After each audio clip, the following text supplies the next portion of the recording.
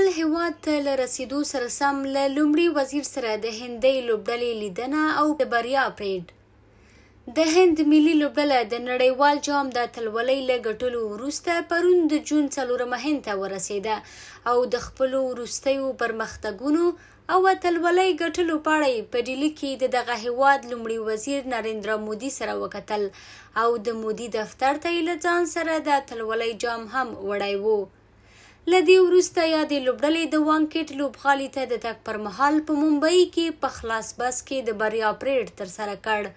د هند ملي لوبډلې د بریا پرېډ ته په لسګونه زره مینوال راټول شوي وو او د اتلولۍ ګټلې له خپلې لوبډلې سره یو ځای ونمانځل. بل لور په دغه ګڼه ګوڼه کې د پراخې ګډوډۍ له امله لسګونه خلک بېهوښه او ناروغ شول. په ورته مهال هندۍ لوبډلې وانکټ لوبغالي ته په رسېدو سره نڅاوې او اتڼونه پیل کړل او د اتلولۍ جام یې نندارې ته وړاندې کړ.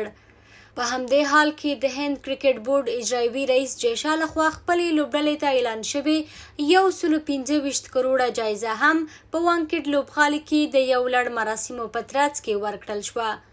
دا په داسې حال کې ده چې هند له 2000 کال اتلولۍ ګټلو راهیسې له کلونو انتظار وروسته یو ځل بیا د 20 نړیوال جام اتلولي وګټله.